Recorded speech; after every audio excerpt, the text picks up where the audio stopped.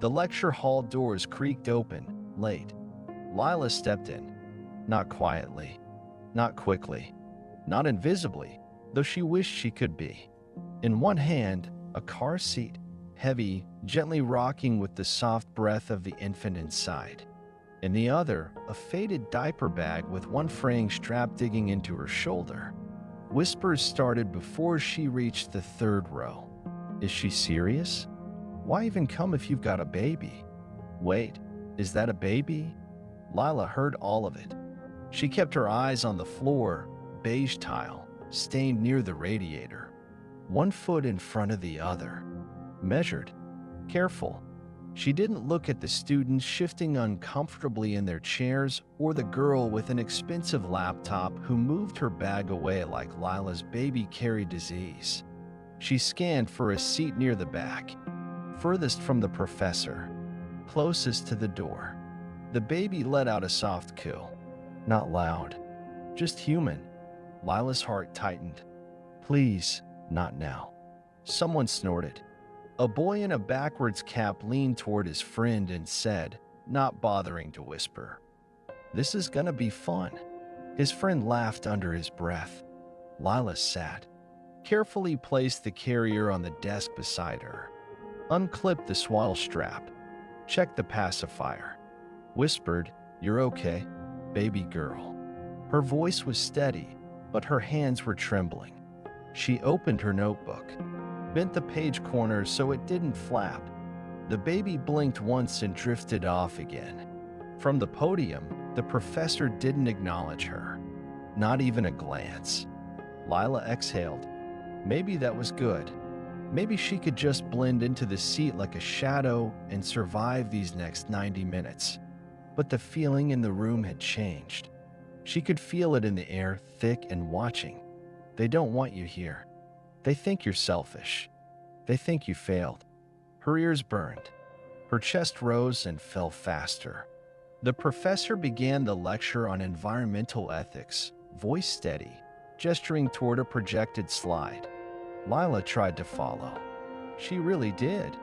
But the ache in her shoulder from the weight of everything, the literal, the invisible, it throbbed. And still, whispers. Who brings a baby to class? She'll probably expect special treatment. Bet she's just using college as a break from welfare. The words weren't aimed at her. Not directly, but they landed all the same. Lila stared down at her notes. Wrote the first sentence. Human behavior versus environmental responsibility. Her pen froze. The baby shifted in the car seat and made a soft gurgle, not even a cry. Just a newborn sound. Natural, needing nothing. But it was enough. The girl 2 rows down turned, narrowed her eyes, and sighed loudly. The boy with the cap muttered, "Great." Lila's pulse pounded in her throat. She almost stood, almost gathered her things and walked out fast, silent, ashamed. But she didn't. She took a breath, held the pacifier in place, and stayed. Just sit. Don't look up. Don't listen. But she knew it was only a matter of time.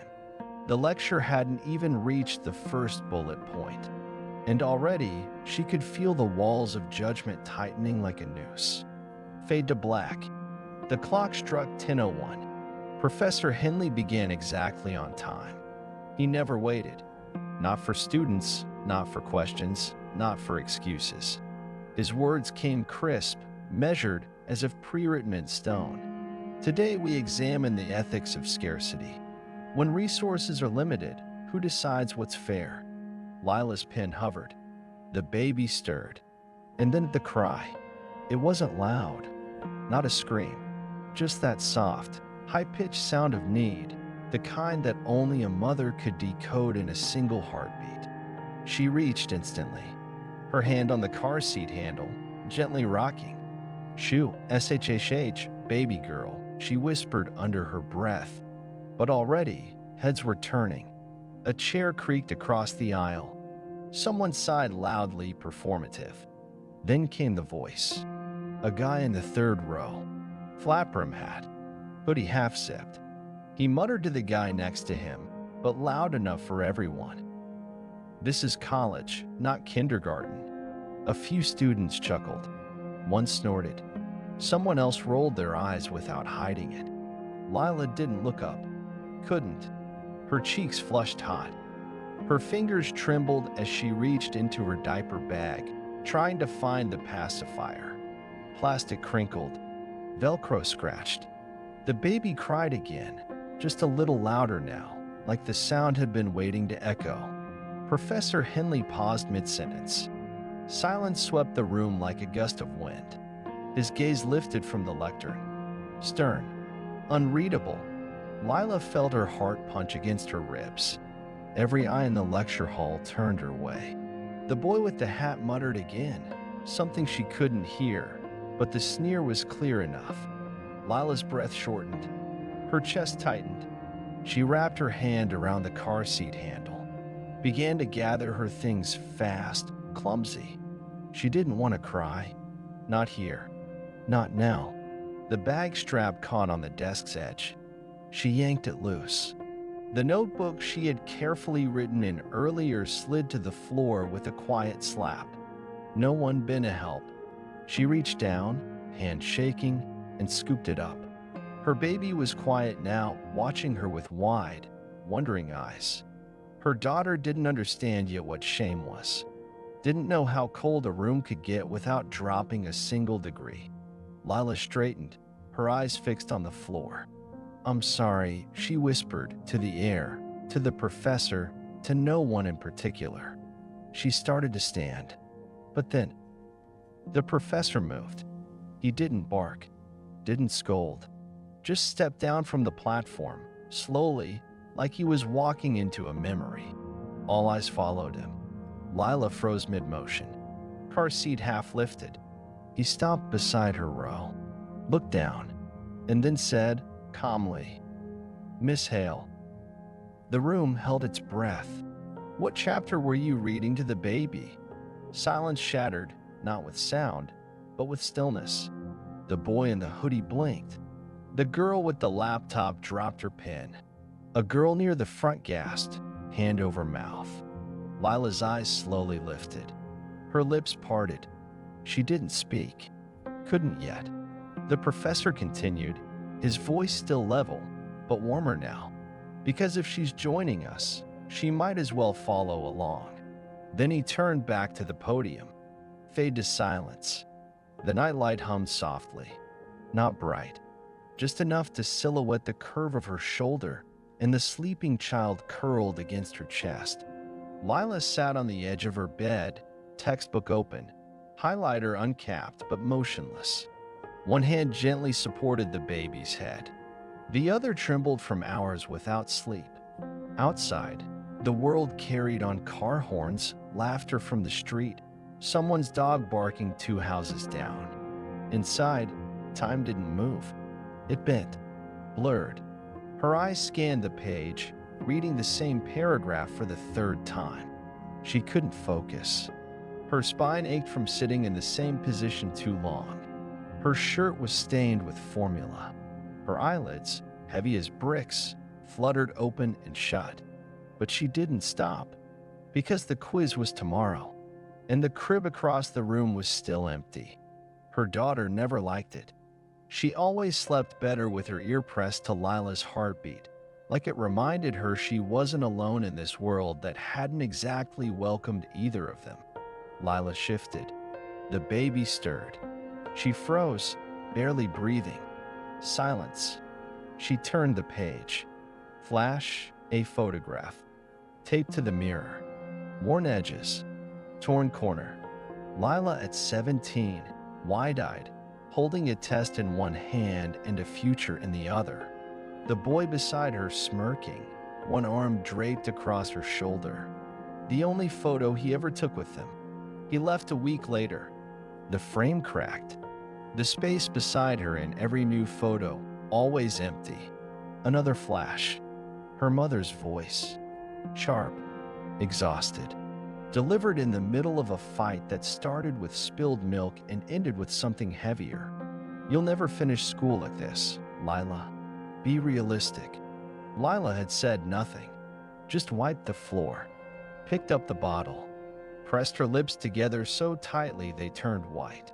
That night, she rocked her baby to sleep and whispered in her ear, "We're gonna prove her wrong." She didn't believe it, not completely, but her daughter needed to hear it. And maybe, so did she. Weeks passed. Mountains of laundry beside unopened textbooks, empty bottles and half-graded papers, a calendar with deadlines scrawled between pediatric appointments, one bright red circle, midterm, don't miss. One more night. Lila stood by the crib. The baby had fallen asleep, finally, after 3 hours of rocking, singing, pacing barefoot across a floor that creaked like old bones. The crib mattress was cold from being untouched. Lila leaned in. She hesitated, and then laid her daughter down gently. The baby stirred, but didn't cry. For the first time in weeks, Lila exhaled. She stepped back, one slow movement at a time. She returned to her desk. Saturday, flipped open her notes, and began to study. Outside the window, the stars blinked like quiet witnesses. Inside, the crib stayed full, and so did her resolve. Because for all the whispers of impossible and you can't, Lila was still here, still showing up, still trying, even when the world was asleep, even when the crib was not. Fade to black. It began with a rustle, just a twitch of fabric. Then the sound, small, fragile, but sharp enough to cut through the buzz of lecture notes and keyboard clacks. Wah! One tiny cry, delicate and uncertain, echoed louder than it should have in a hall of 100. Lila froze. Her daughter stirred in the carrier against her chest, fists clenched like two warm pink blossoms. The pacifier had slipped out. Her mouth searched, then opened again with a louder wail. Wah! Eyes turned, one by one. First the row behind her, then the ones ahead craned back. Phones paused mid-scroll, pins lifted off notebooks, brows furrowed, and Professor Henley, mid-sentence, chalk still hovering near the board, stopped. The room hung in a strange, suspended quiet. Lila's pulse drummed in her ears. Her hands moved instinctively.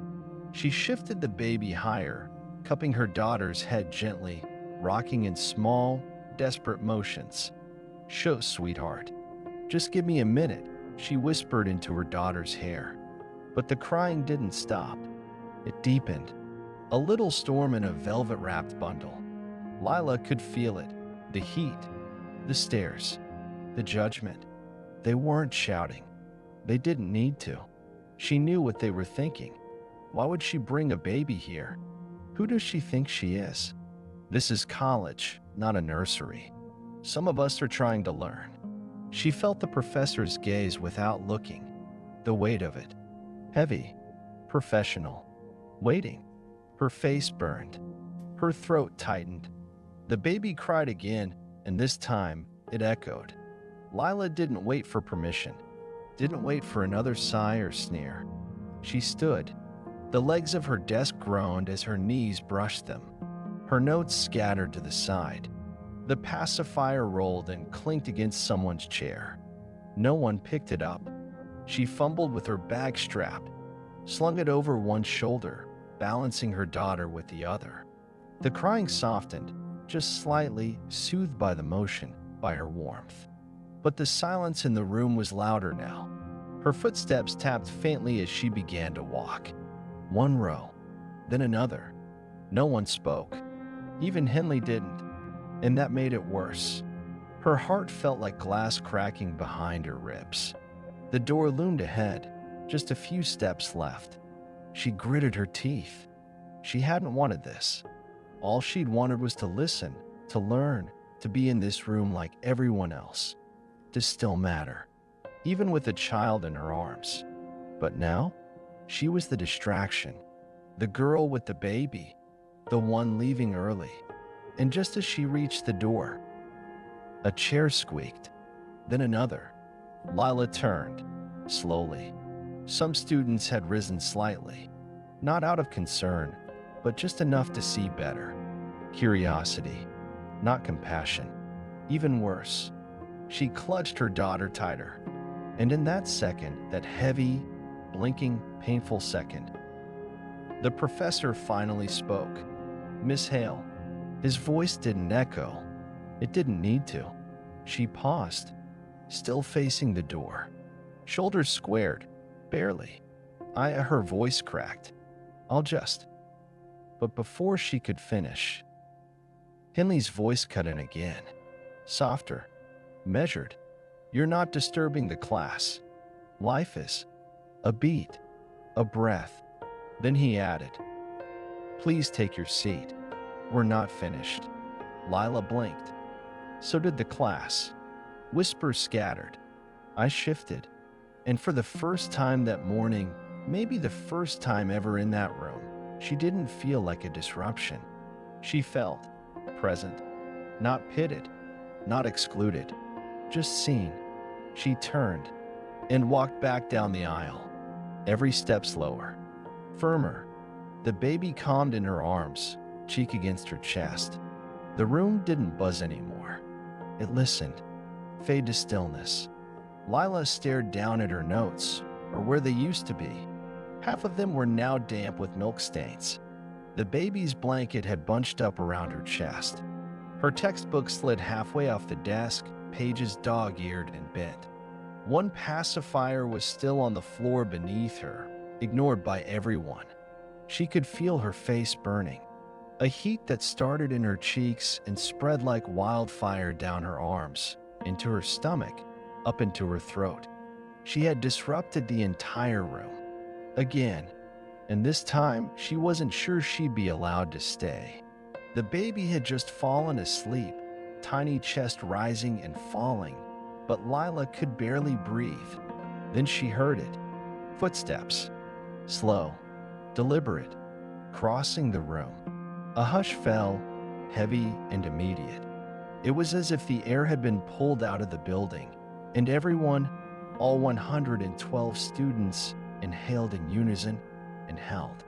Professor Henley stepped away from the podium. He didn't look frustrated or angry.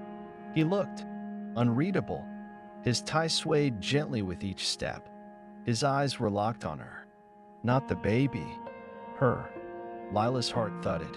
She thought, please don't ask me to leave. Please don't ask me to choose. I'm trying. I'm really trying. He stopped directly in front of her row. No microphone now. No notes. Just a pause. A silence so taut it could snap. And then his voice. Low. Clear. Miss Hale. She looked up, eyes wide. What chapter were you reading to the baby? A beat. Gasps. Quiet, but sharp. Enough to ripple across the room. Someone dropped a pen. Another student blinked so hard their glasses tilted. A murmur. Did he just? Lila didn't answer at first. She blinked. Once. Twice. She searched his face for sarcasm. A trap. A joke waiting to be exposed. But none came. Henley simply waited still, patient. And for the first time that day, Lila let herself smile. It was tiny, barely there, but it cracked through the mask she'd been wearing since semester one. She cleared her throat, carefully shifted her daughter, who now snuggled deeper into her hoodie. Then she said, Chapter 8, Social Contracts in Rousseau. Henley nodded, then turned to the rest of the class. Well, he said, walking back to the board, Miss Hale is ahead of you. More stunned silence. A single chuckle broke the tension, then another. By the time he reached the podium again, the air had shifted. The weight was gone, and Lila, sitting in her milk-stained sweater, her baby asleep in her arms, wasn't outside the room anymore. She was part of it. She looked down at her daughter, then back at the board, and wrote down everything he said. This time, her pen didn't tremble. Fade to black. The room had never felt quieter. Lila sat frozen, barely breathing, her baby still curled in the carrier like a sleeping question the whole room didn't know how to answer. Professor Henley stood at the front, papers in one hand, the silence crackling around him like static. Then he moved, slowly, without fanfare. He stepped down from the small wooden platform, his shoes tapping against the tile. Calm, measured, and then, without a word, he knelt. Not to her, to the mic stand beside her desk. His tie brushed against his knee. His fingers loosened the screw on the side. The squeak echoed sharply, like a spotlight finding its mark. He adjusted it lower, not for himself, for her. Then he stood again, turned to the class, and said, in a tone like warm thunder, "Let's continue." Together. A few students shifted in their seats. Lila just stared. Her heart stuttered. She didn't know what she expected, a gentle dismissal, a lecture about boundaries, a reminder that babies and academia don't mix. But this wasn't in any handbook. He turned toward her, not pitying, not performative, just present. From his folder, he pulled a crisp white printout, the exact pages she'd missed while calming her baby minutes ago. He walked it to her desk, held it out. She hesitated before taking it. Her fingers brushed his, and her voice barely worked. "Thank you," she whispered. He didn't nod. He didn't smile. He just looked at her, really looked, and said, "Your mind belongs here. The rest? We'll figure it out."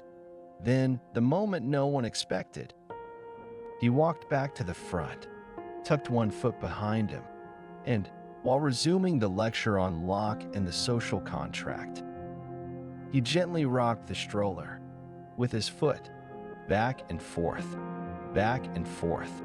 The baby stirred once, then sighed and fell deeper asleep. Lila's mouth parted slightly. She blinked once, twice. It was the kind of disbelief that doesn't shatter, it melts. The kind that turns shock into something warmer, something like hope. The class watched in stunned silence. Some of them wide-eyed, a few smiling faintly. One boy who had scoffed earlier now sat straighter, his eyes darting from Henley to Lila, unsure, maybe ashamed. And all the while, the professor's voice carried on. Steady, authoritative, unshaken, but somehow gentler now. Like he wasn't just teaching ideas anymore. He was embodying one. Compassion in motion. In Lila's hands, the paper shook slightly. She tried to hold it steady, tried to keep her tears from falling on the ink. This wasn't just inclusion. This was respect. Real, unspoken, unconditional. She wiped her cheek with the back of her sleeve, then turned the page and took notes. Word by word. The lecture had shifted, and so had the room. Fade to soft light over a still rocking stroller. The sky outside had dimmed to a soft charcoal gray. The classroom was empty now. Only the echo of earlier voices remained, like the ghosts of young minds bouncing off the walls. Professor Henley stood at his desk, hands in his pockets, staring out the window. His reflection looked back at him, older than he remembered, wearier, but tonight softer, too. His gaze dropped to the stroller parked near the door, where Lila had forgotten a single sock in her rush. He reached for it, tiny, faded pink, the size of his thumb. He held it like it was made of glass. And then, he remembered. Flashback, 6 years ago. The hospital hallway was bright. Too bright. The kind of sterile white that made your stomach clench.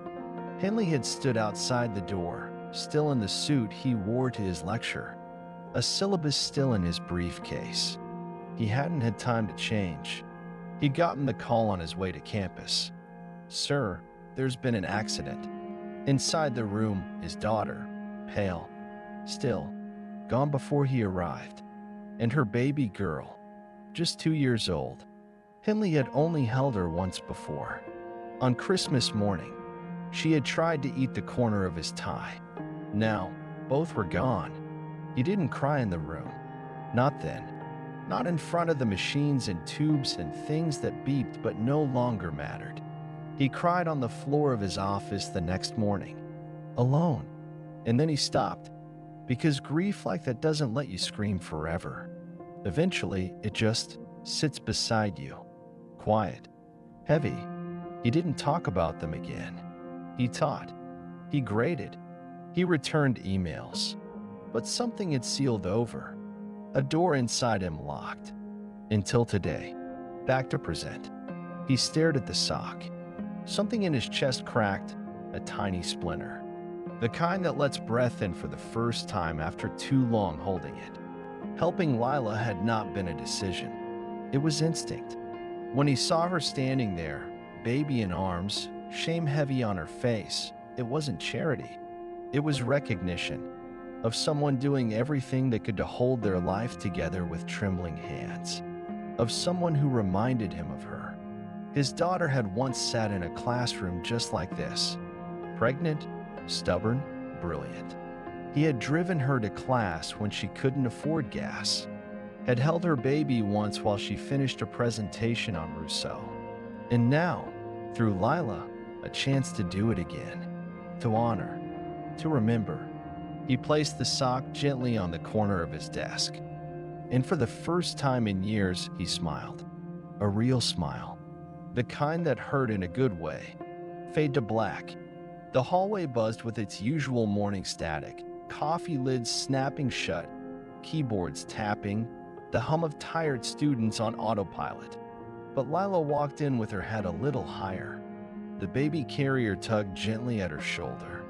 She shifted it, cradling the weight against her side like a question she no longer feared answering. She passed the same hallway where they used to whisper, where eyes flicked sideways, where judgment lived in smirks and sideways glances. Today, silence. Then, a small sound. Hey, Lila turned. It was the red-haired girl who always sat near the back of the lecture hall. Casey? Cassie? She stood there, holding something out. A coffee. Warm. Still steaming. I figured you might not VE had time this morning, she said. Awkward, but sincere. It's just cream and sugar. I wasn't sure how you like it. Lila blinked. Her fingers reached out slowly, wrapping around the cup. Thank you, she whispered. Her voice barely held. Cassie nodded once. See you inside. She walked off without another word. Lila stared at the cup for a moment, then stepped into the lecture hall. Whispers still floated in corners, but now they came with eyes that met hers, not dodged them. Someone from her study group, the guy with the Van Halen shirt, waved her over. We saved your seat, he said, then lifted his chin toward the baby carrier. Need someone to rock her? I've got 3 sisters. Lila laughed. Actually laughed. I think we're okay for now. She slid into her chair. As she pulled out her notebook, a soft voice came from her right. It was Grace, quiet girl, always with earbuds in. She leaned in. If you ever need someone to walk her during breaks. I could. Lila froze. That simple. That human. She turned to look at her, really look, and saw someone not offering pity, but partnership, support, hope. I'd like that, Lila said. Her throat was tight. Grace smiled. Cool. Babies like me. Or maybe I'm just patient. Lila turned back, notebook open, pen in hand. Behind her, the stroller shifted slightly. The baby gurgled, a little kick of joy. Professor Henley entered moments later, nodding at Lila as he passed. He didn't rock the stroller today, because he didn't need to. The class had become the rhythm. Lila was no longer alone. Not a burden, not a headline, not that girl with the baby. She was just a student, one with hands full, yes, but now, finally. Also one with hands reaching back. It started with a ding. Lila thought it was just another Canvas alert, maybe an assignment reminder. She ignored it, cradled Mila in one arm, scribbled lecture notes with the other. But then came another ding, and another, and then her phone buzzed so long it slipped off the desk. She picked it up and blinked at the screen. 204 unread notifications. What? She opened Instagram first. Her fingers froze. At the top of her feed, a photo.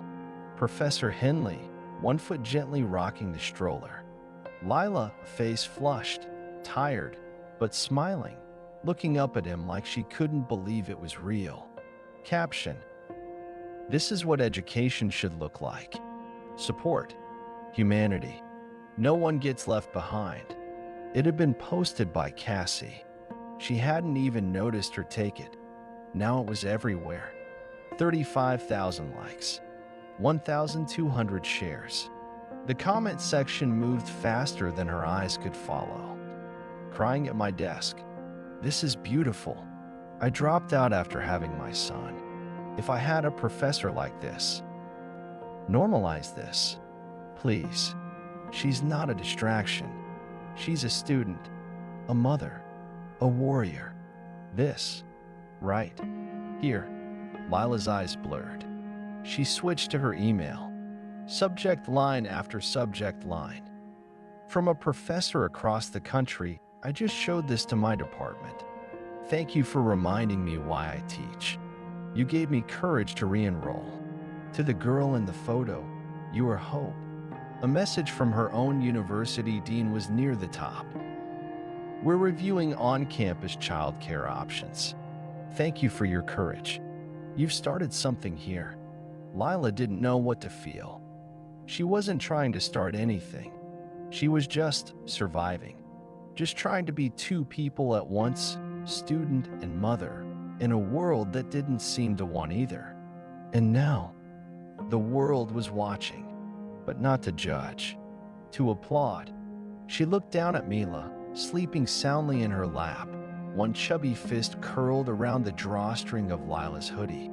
"You did this," she whispered. The baby snored. Lila laughed, a quiet, tear-soaked sound.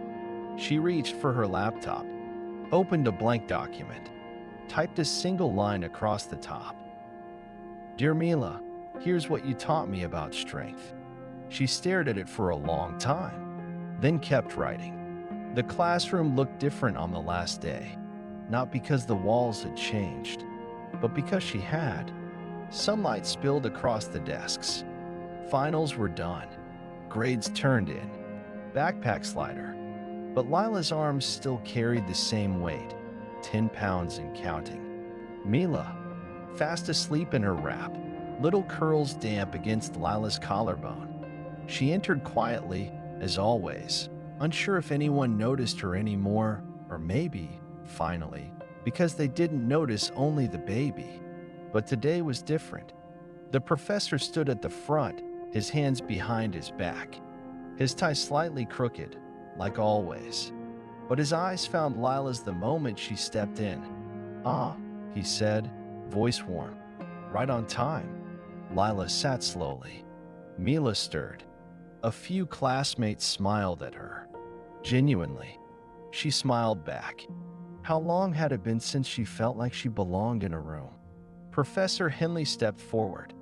"I wanted to say something before we go," he began. "We've studied leadership this semester. Innovation. Courage." He looked around the room. Most of what we covered came from books. But one of the clearest examples we witnessed sat in this room every single week. Heads turned, all at once, toward her. Lila's heart thudded. He lifted a small, cream-colored certificate. Nothing flashy, just simple type. Her name printed in bold, but the words underneath. Excellence in perseverance and presence. He walked it over. The baby stirred. A tiny sound escaped her lips, part coo, part squeal. And someone in the back, softly, unintentionally, chuckled. Not cruelly, warmly, like they were in on something beautiful. As Professor Henley handed it to her, He leaned down just enough for only her to hear. "You reminded this whole campus what education really means." Lila blinked hard, but the tears came anyway.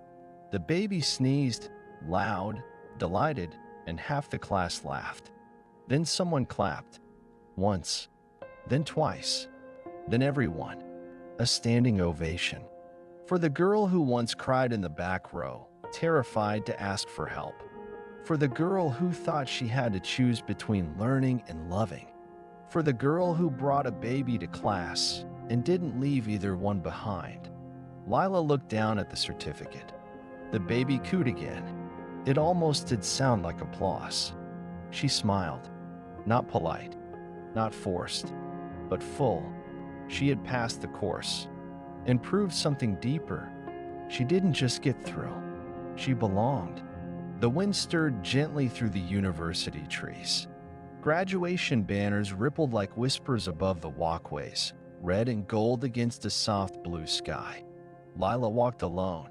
Well, not entirely. Mila nestled against her hip, fingers curled around the fabric of Lila's robe. A pale pink pacifier dangled from a ribbon pinned to her chest. Her little socks didn't match. Neither did Lila's earrings. But they were here, walking side by side. Together, students passed in clusters, backpacks bouncing, voices loud, plans for internships, moves to other cities, job interviews.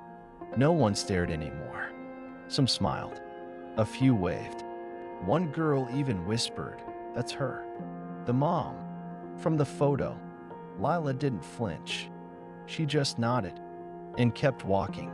Her shoes clicked against the pavement, each step steady, not rushed like before, when every moment felt stolen. Now she walked with rhythm, like the ground itself finally made room. They passed the library. She remembered the nights she cried in the cubicle between stacks, feeding Mila under fluorescent lights, typing one-handed, sweating through fear and formula stains. She passed the lecture hall, remembered the silence when her baby whimpered mid-class, the heat in her face, the judgment.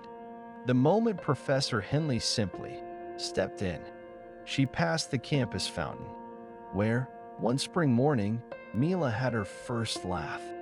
Lila had missed the joke, but heard the joy. Now, the campus stretched out before them, not perfect, but possible. And as the camera slowly pulled back, Lila reached for the tassel on her cap and moved it to the left. Mila reached for it, too. The final shot held on the two of them, shadowed by sun, framed by books, pavement, and sky. Then, over soft piano chords, the voiceover began. "The world makes it hard for mothers to keep learning." Lila's footsteps echoed softly now. But maybe, just maybe, it doesn't have to be. The screen faded to black. Then, in quiet white text, "Let her learn."